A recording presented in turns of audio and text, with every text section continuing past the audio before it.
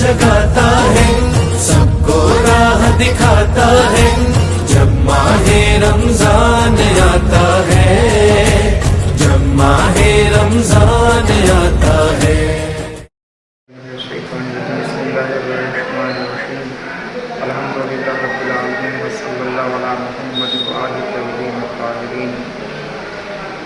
सामीन इकराम अस्सलाम वालेकुम।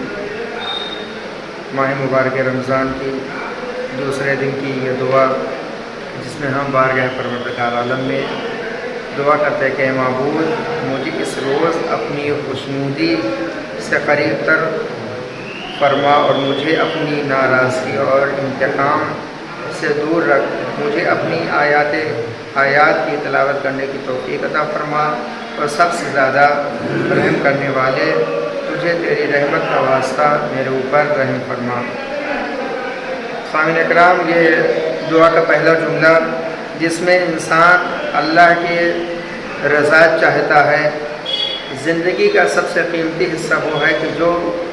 इंसान खुदा की खुशनुदी के लिए सब किया जाए और उसकी रज़ा हासिल की जाए, क्योंकि मकाम रज़ा वो अजीम मकाम है जिस तक कोई नहीं पहुंच सकता मगर के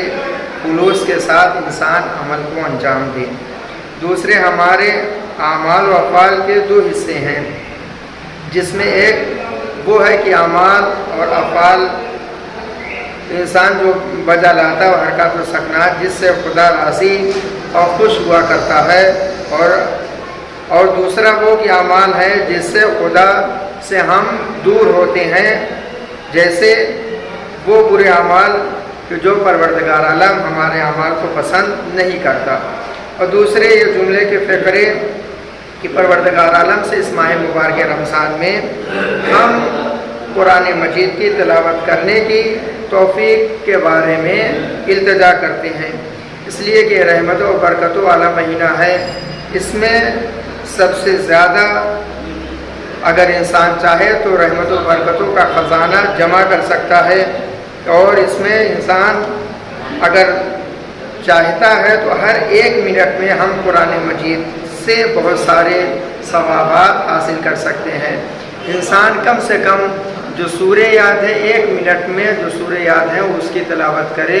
तो हर एक आयतों पर कुरान मजीद के एक कुरान मजीद ख़त्म करने का सवाब वो माह मुबारक रमज़ान में इंसान हासिल कर सकता है। लिहाजा माह मुबारक रमज़ान में हम बारगाह परवरदिगार आलम में जिस तरीके से दुआ के ज़रिए से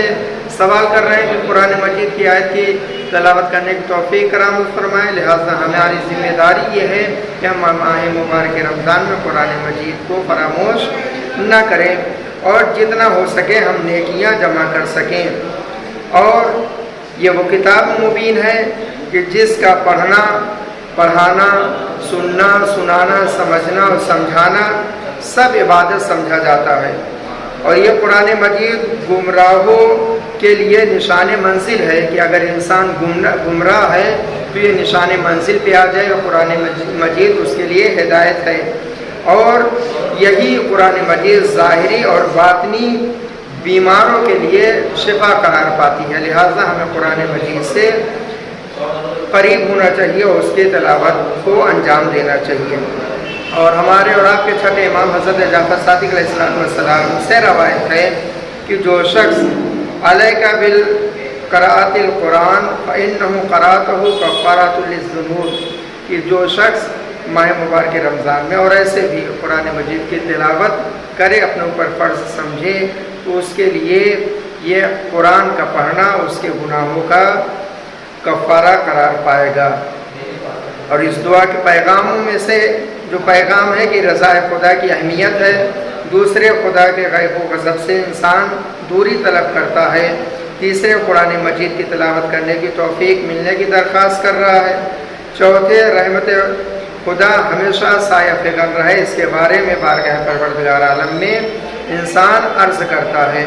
और सबसे बेहतरीन जो इस कुरान से दुआ से पैगाम हम हासिल करते हैं, इसके एक रवायत हज़रत अली इब्न अबी तालिब अलैहिस्सलाम से कि इंसान को चाहिए कि 5 चीज़ें جو خدا کے غیب و غضب کا سبب بنتی ہے اس سے دور رہے، پہلے والدین کی تکلیف نہ پہنچائے والدین کو، دوسرے قطع صلہ رحم نہ کرے، تیسرے اپنے وقت پہ جو وقت نماز کا اس وقت نماز کو ادا کرے، تاخیر نہ کرے،